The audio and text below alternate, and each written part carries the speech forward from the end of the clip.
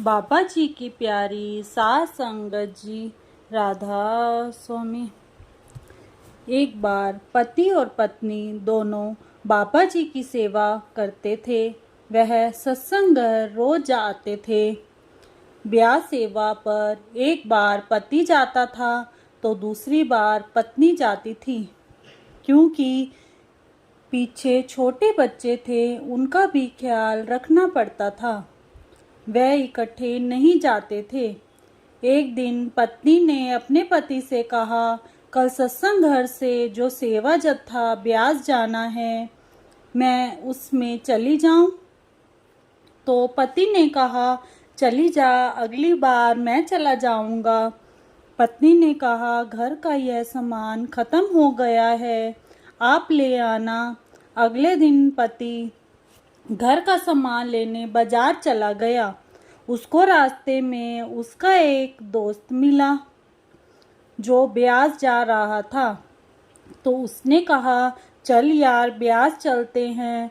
तो वह बोला, इस बार तो मेरी पत्नी जा रही है, मैं अगले हफ्ते जाऊंगा। लेकिन वह जिद करने लगा और बोला, चल मैं इस बार जा रहा हूँ, तू भी मेरे साथ चल। वह बोला, मैंने कोई तैयारी भी नहीं की है। लेकिन उसका दोस्त बहुत जिद करने लगा। बोला, मेरा घर पास ही है, मैं तेरे लिए भी सामान ले आता हूँ, फिर हम दोनों इकट्ठे ब्यास चलते हैं। पति ने पत्नी को फोन लगाया पर उसका फोन नहीं मिला। तो उसने सोचा, जब मैं घर नहीं जाऊंगा तो वह बच्चों को छोड़कर ब्यास कैसे जाएगी। पति बाजार की बजाय डेरे चला गया। पत्नी की ट्रेन का टाइम हो गया तो वह बच्चों से बोली, मेरी ट्रेन का समय हो रहा है, मैं ब्यास जा रही हूँ और तुम्हारे पापा अभी आ जाएंगे। वह सामान लेकर स्टेशन की तरफ चली गई। पीछे से बच्चे अकेले थे। वह दरवाजे पर खड़े होकर पापा का इंतजार कर रहे थे, लेकिन मम्मी पापा तो दोनों ही ब्यास चले गए। बाबा जी जो सबका ख्याल रखते हैं, सबके दिल को जानते हैं, वह उनके घर आ गए और बच्चों से पूछा कि तुम्हारे मम्मी पापा कहाँ हैं। उन्होंने कहा, मम्मी तो ब्यास गई है, पापा बाजार गए हैं, अभी आ जाएंगे। लेकिन बाबा जी तो सब जानते थे। शाम को अंधेरा हो गया, उसके पापा नहीं आए तो बच्चे घबराने लगे। बाबा जी बोले, बच्चों, घबराने की ज़रूरत नहीं, जब तक तुम्हारे मम्मी पापा नहीं आ जाते मैं तुम्हारे साथ ही रहूँगा। 3-4 दिन सेवा करने के बाद जब दोनों स्टेशन से ट्रेन में चढ़े तो दोनों एक ही डिब्बे में चढ़ गए। पत्नी ने कहा, आप यहाँ पर कैसे? तो पति बोला, मैंने सोचा इस बार मैं सेवा पर चला जाता हूँ, अगली बार तुम चली जाना। तो उनको फिर बच्चों की चिंता होने लगी कि बच्चे 3-4 दिन से अकेले हैं। जब घर आए तो बच्चे बहुत खुश थे। उन्होंने पूछा कि नए कपड़े, खाने का सामान, यह सब कहाँ से लाए हो? तो उन्होंने कहा, फोटो वाले बाबा जी आए थे, वह हमारे साथ रहे और यह भी हमारे लिए लेकर आए हैं। वह समझ गए कि हमारे पीछे से हमारे बच्चों का ख्याल हमारे सतगुरु ने रखा है। सतगुरु ही हमारे सुख दुख में सच्चे हितैषी हैं, उनके सिवा हमारा कोई भी नहीं है।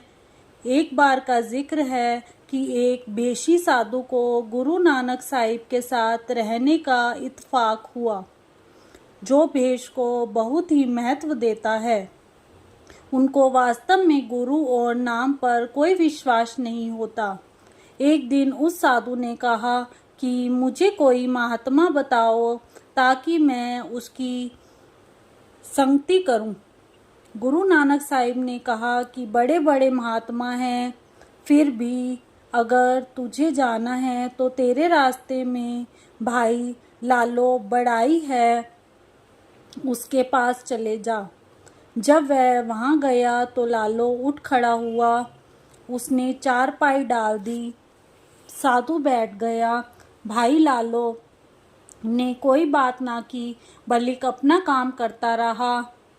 जब थोड़ी देर बैठकर साधु निराश होकर जाने लगा तो भाई लालो ने कहा, 2 घंटे सब्र करो, मुझे एक बहुत ज़रूरी काम है, वह कर लूँ, फिर आपकी सेवा में बैठूंगा। साधु ने मन में सोचा कि यह तो निपट संसारी है, इससे दुनिया के काम ही नहीं छूटते। यह कैसा महात्मा है। इधर भाई लालो ने 2 बांस लिए, उनको जोड़कर मुर्दा रखने की सीढ़ी बनाई और अंतिम संस्कार का दूसरा सामान इकट्ठा किया। भाई लालो अपने मेहमान से बात करने ही जा रहा था कि एक आदमी उसके घर से दौड़ता हुआ आया और बोला, आपका लड़का छत से गिरकर मर गया है। भाई लालो जरा भी नहीं घबराया और शांति से बोला, मालिक की मौज। वह साधु भाई लालो को लगातार देख रहा था। भाई लालो ने उस अर्थी के साथ दूसरी चीज़ों को उठाया और उन्हें घर ले गया और मृतक श्री की दाह क्रिया के लिए रस्म के मुताबिक इंतज़ाम किया।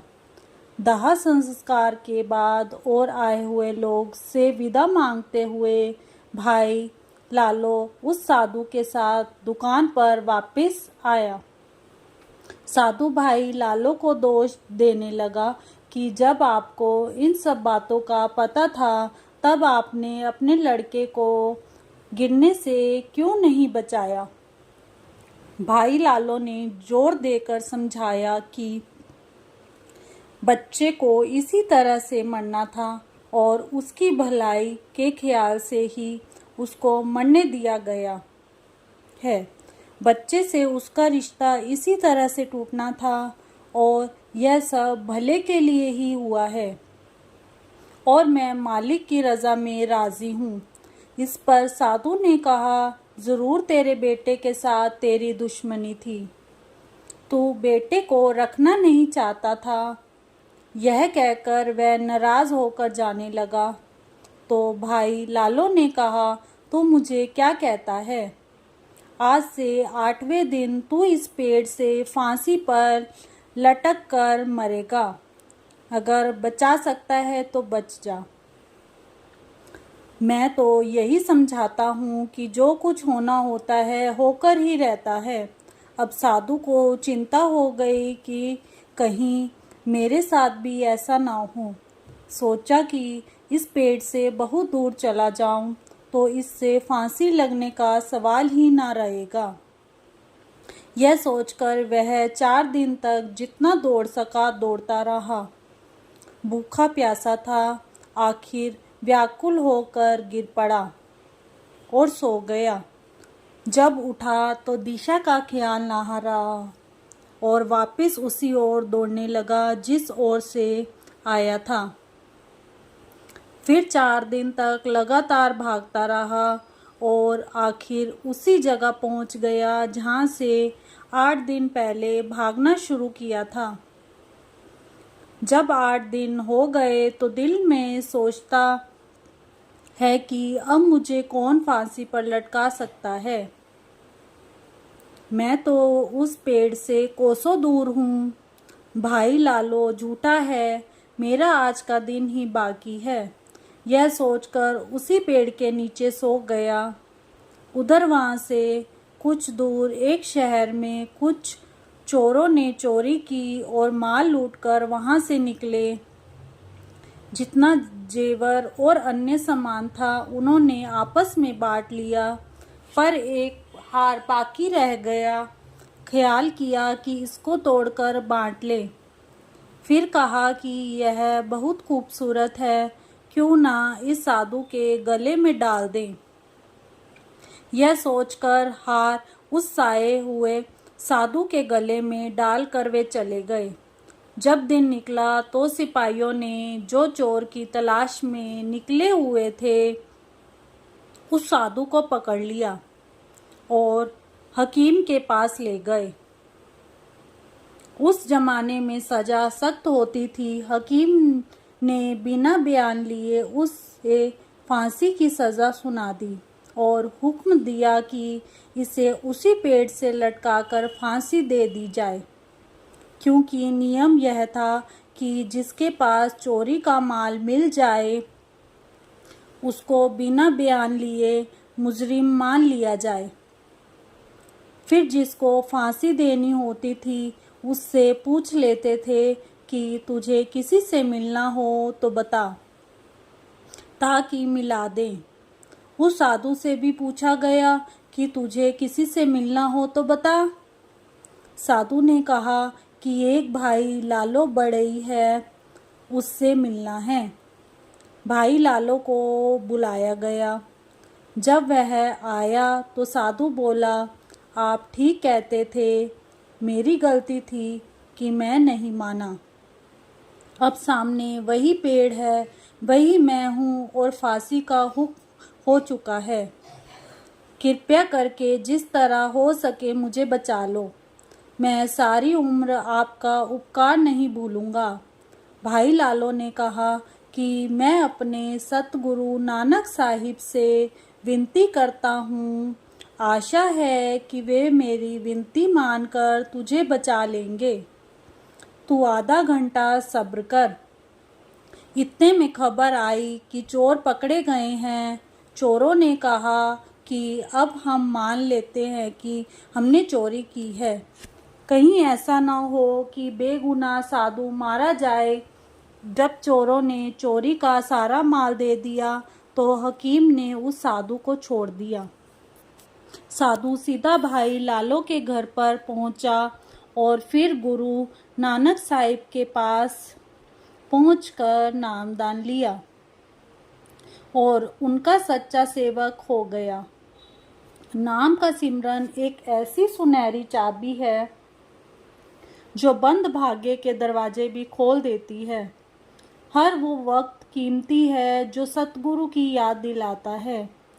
हर वो कदम मुबारक है जो सतगुरु की सेवा में लेकर आता है। हर वह सांस कीमती है जो सतगुरु के सिमरन में लगती है। हर वह आँख कीमती है जो इंसान में सतगुरु का दर्शन कराती है। जब सतगुरु को अर्पण करना हो तो दिल खोल लेना। जब सतगुरु को सत्संग सुनना हो तो मुख बंद कर लेना। जब सतगुरु की महक लेनी हो तो नासिका खोल लेना। जब सतगुरु की सेवा करनी हो तो घड़ी बंद कर लेना।